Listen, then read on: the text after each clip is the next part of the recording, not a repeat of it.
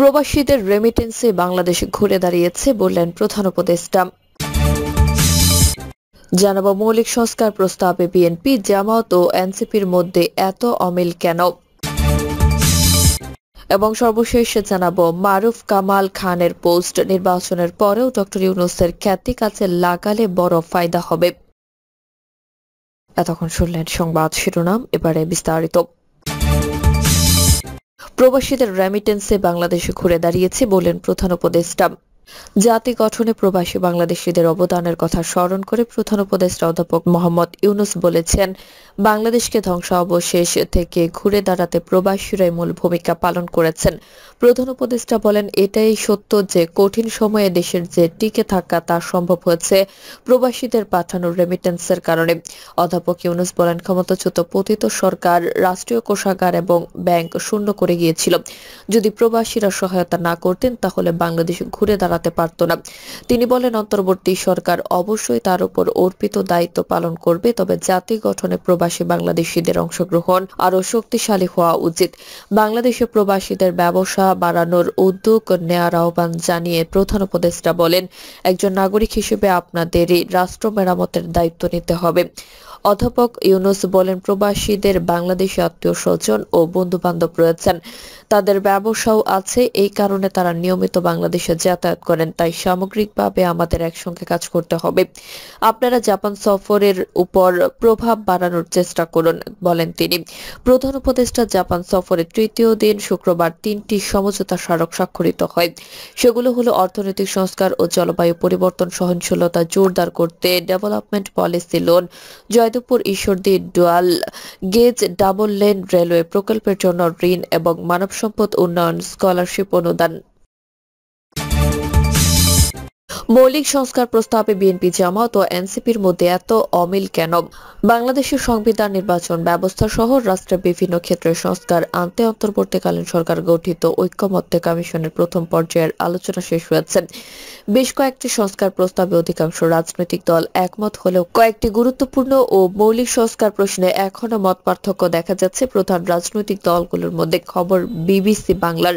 বিশেষ করে প্রধানমন্ত্রীর মেয়াদ, ক্ষমতা, নির্বাচন পদ্ধতি সহ গুরুত্বপূর্ণ কয়েকটি সংস্কার প্রস্তাবে প্রধান রাজনৈতিক দল বিএনপি একমত হতে পারেনি, যে কারণে সংস্কার উদ্যোগের সফলতা নিয়েও নানা প্রশ্ন দেখা যাচ্ছে। গত বুধবার ঢাকার এক সমাবেশে বিএনপির ভারপ্রাপ্ত চেয়ারম্যান তারেক রহমান বলেন, সংস্কারের অভিনব শর্তের আবর্তে ঘুরপাক খাচ্ছে আগামী জাতীয় নির্বাচনের ভবিষ্যৎ।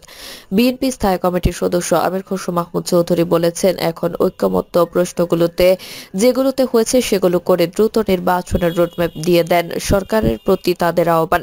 আর যেগুলোতে ঐকমত্য হবে না সেগুলো বাংলাদেশের জনগণের বাইরে আর কারো করার ক্ষমতা নেই, আমাদেরও ক্ষমতা নেই। যদিও ঐকমত্য কমিশন বলছে যেসব মৌলিক গুরুত্বপূর্ণ প্রস্তাবে বড় রাজনৈতিক দলগুলো প্রথম দফায় দ্বিমত জানিয়েছে তাদের আংশিক হলেও রাজি করিয়ে সংস্কার প্রস্তাব চূড়ান্ত করবে তারা। ঐকমত্য কমিশনের সহসভাপতি অধ্যাপক আলী রিয়াজ বলেন, যেসব প্রস্তাবে একমত হওয়া যাচ্ছে না, আমাদের প্রথম লক্ষ্য হবে দলগুলোর অবস্থানগত দূরত্ব কমিয়ে মধ্যবর্তীভাবে জায়গায় এনে হলেও রাজি করানো। গত 19 মে প্রথম পর্যায়ে বৈঠক শেষ করেছেন ঐকমত্য কমিশন। প্রথম পর্যায়ের আলোচনার ফলাফল বিশ্লেষণ করে দলগুলোর সঙ্গে শিগগিরই দ্বিতীয় পর্যায়ের আলোচনা শুরু হবে আগামী মাসে। ঐকমত্য কমিশনের সঙ্গে বৈঠকে অন্তত 10টি মৌলিক সংস্কার প্রস্তাবে বিএনপির বেশিরভাগই, জামায়াতে ইসলামী ও জাতীয় নাগরিক পার্টি সহ বেশ কয়েকটি দল একমত হয়েছে। কমিশন বলছে, দলগুলোর সঙ্গে আলোচনার মাধ্যমে ঐকমত্যের ভিত্তিতে জুলাই সনদ তৈরি করা হবে। জুলাইয়ের মধ্যেই মৌলিক সংস্কার প্রস্তাবগুলো কি? ঐকমত্য কমিশন মৌলিক যেসব পরিবর্তনের প্রস্তাব দিয়েছে সেগুলোর বেশিরভাগই সংবিধান সম্পর্কিত। সাংবিধানিক ব্যবস্থা, নির্বাহী ক্ষমতার ভারসাম্য, স্বাধীন ও শক্তিশালী নির্বাচন কমিশন গঠন, সংবিধান সংশোধনে গণভোটের বিধান, বিচার বিভাগের পূর্ণ স্বাধীনতা নিশ্চিত, রাষ্ট্রের সাংবিধানিক পদে নিরপেক্ষ নিয়োগ দান, নির্বাচনকালীন সরকার ব্যবস্থা, দুর্নীতি দমন কমিশন বা দুদক, স্থানীয় সরকার ও জনপ্রশাসন সংস্কারের মতো বিষয়গুলো রয়েছে এই সংস্কার প্রস্তাবে। এর মধ্যে গুরুত্বপূর্ণ হিসেবে আলোচিত হচ্ছে ভবিষ্যতে যে কোনো ধরনের ফ্যাসিবাদী শাসন ব্যবস্থার উত্থান রোধ এবং রাষ্ট্রের 3টি অঙ্গ, নির্বাহী বিভাগ, আইনসভা ও বিচার বিভাগের মধ্যে ক্ষমতার ভারসাম্য আনা। অন্তর্বর্তীকালীন সরকার গঠিত সংস্কার কমিশনগুলো বিভিন্ন রাজনৈতিক দল, নাগরিক সমাজের প্রতিনিধি, সাধারণ জনগণ সহ অনেকের কাছ থেকে মতামত নিয়ে সংস্কার প্রস্তাব নিয়েছে গত কয়েক মাসে। সংস্কার প্রস্তাবগুলো চূড়ান্ত করার পর গত কয়েক মাস ধরে বিএনপি, জামাত, এনসিপি সহ বিভিন্ন রাজনৈতিক দলের সঙ্গে বৈঠক করে ঐকমত্য কমিশন। ঐকমত্য কমিশনের সহসভাপতি অধ্যাপক আলী রিয়াজ বলেন, কাঠামোগত পরিবর্তনের জায়গাগুলোতে ঐকমত্য জরুরি। অন্যথায় এত কিছুর পর রাষ্ট্র কাঠামো একই রকম রেখে অগ্রসর হওয়া কঠিন। সংস্কার প্রশ্নে দলগুলোর মতপার্থক্য। রাজনৈতিক দলগুলোর সঙ্গে ঐকমত্য কমিশনের প্রথম পর্যায়ের আলোচনা শেষ হয় 19 মে। প্রথম পর্বের আলোচনা শেষে গত সোমবার সংবাদ সম্মেলনে ঐকমত্য কমিশন জানিয়েছে, মৌলিক কাঠামোগত গুরুত্বপূর্ণ বেশ কিছু বিষয়গুলো প্রথম দফার আলোচনার পরও অমীমাংসিত হয়ে গেছে।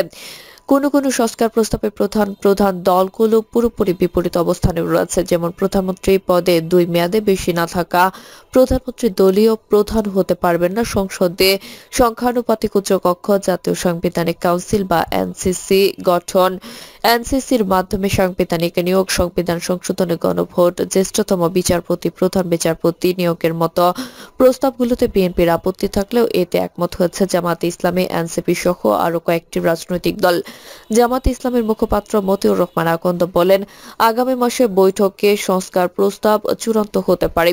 ওই বৈঠকে আমরা আপনাদের মত দেব।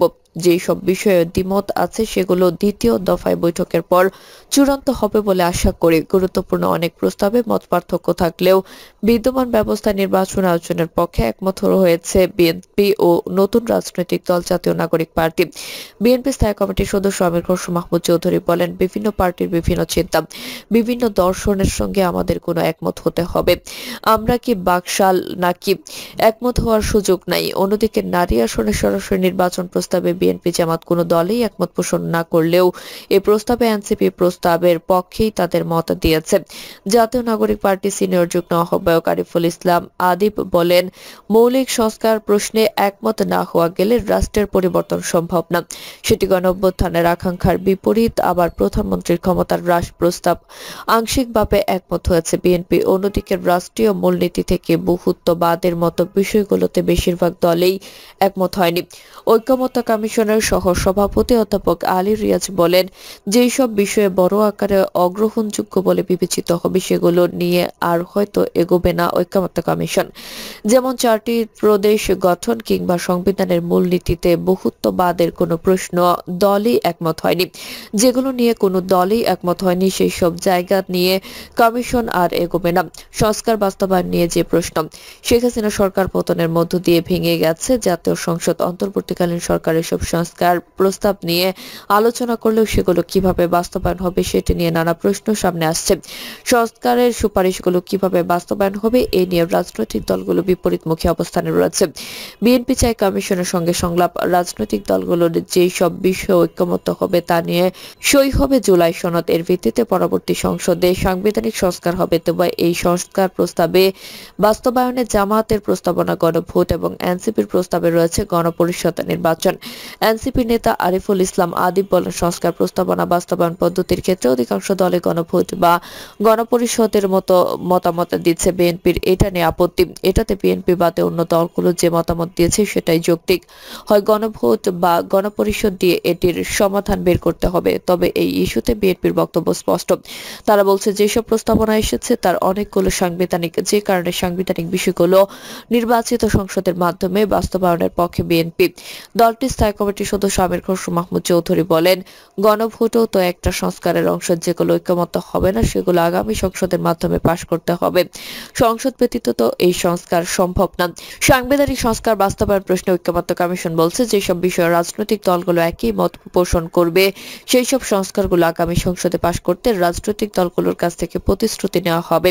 কমিশনের সহসভাপতি আলী রিয়াজ বলেন, যিনি ক্ষমতায় যাবেন বাধ্যতামূলকভাবে তার প্রতিশ্রুতি দিতে হবে। তাদের বাধ্যবাধকতা তৈরি করতে হবে যাতে তারা ক্ষমতায় গেলে যেন বিষয়গুলো বাস্তবায়ন করেন। সংস্কার কমিশন বলছে, জুনে দ্বিতীয় দফার বৈঠকে রাজনৈতিক দলগুলোর চূড়ান্ত মতামত নিয়ে যে সংস্কার প্রস্তাবনা চূড়ান্ত হবে সেটি হবে জুলাই সনদ। মারুফ কামাল খানের পোস্ট, নির্বাচনের পরেও ডক্টর ইউনূসের খ্যাতি কাজে লাগালে বড় ফায়দা হবে। আগামী জাতীয় নির্বাচনের পরেও ডক্টর ইউনূসের আন্তর্জাতিক খ্যাতি ও গ্রহণযোগ্যতাকে সারা দুনিয়ায় বাংলাদেশকে ব্র্যান্ডিং করার কাজে লাগালে অনেক বড় ফায়দা হাসিল হতে পারে বলে মন্তব্য করেছেন সাংবাদিক ও লেখক বিএনপি চেয়ারপারসনের সাবেক প্রেস সচিব মারুফ কামাল খান। শনিবার সামাজিক যোগাযোগ মাধ্যম ফেসবুকে দেওয়া এক পোস্টে এমন মন্তব্য করেন মারুফ কামাল খান।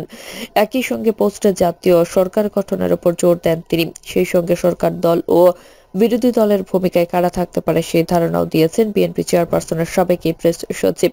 মারুফ কামাল খান তার পোস্টে লিখেছেন, ফ্যাসিবাদ বিরোধী আন্দোলনকারীদের নিয়ে নির্বাচনোত্তর জাতীয় সরকার হচ্ছে বিএনপির অঙ্গীকার। সেই ফয়সালাটা চট জলদি করে ফেলুন। দ্বন্দ্ব সংঘাতের পরিণতি কিন্তু খুব খারাপ হবে। সমঝোতা ঐক্যই সাফল্যের একমাত্র পথ। এখন সবাই মিলে দেশ পরিচালনার সিদ্ধান্ত নিয়ে ফেললেই তো সব জোট ঝামেলা চুকে যায়। সরকার দল ও বিরোধী দল নিয়ে নিজের অবস্থান জানিয়ে তিনি লিখেছেন, বিরোধী দলের ভূমিকায় কারা থাকবে তাও নির্ধারণ করে ফেলা যায়। আমার চিন্তা মডারেট এবং রব মান্না, সাকি, সাইফুল হকদের মতো লিবারেল বামেরা বিএনপির সঙ্গে সরকারে থাকবে আর ইসলামিস্টরা থাকবে বিরোধী দলে। পতিত আওয়ামী লীগের ভবিষ্যৎ ও ডক্টর ইউনূসের গ্রহণযোগ্যতা নিয়ে মারুফ কামাল খান লিখেছেন, আওয়ামী লীগের ভবিষ্যৎ সম্পর্কে সর্বসম্মত একটা সিদ্ধান্ত দরকার। নির্বাচনের পরেও ডক্টর ইউনূসের আন্তর্জাতিক খ্যাতি ও গ্রহণযোগ্যতাকে সারা দুনিয়ায় বাংলাদেশকে ব্র্যান্ডিং করার কাজে লাগালে অনেক বড় ফায়দা হাসিল হতে পারে। প্রিয় দর্শক, এই ছিল এখনকার সর্বশেষ সংবাদ। আপনি সব সংবাদ পেতে চ্যানেলটি সাবস্ক্রাইব করে বেল আইকনটি ক্লিক করে রাখুন।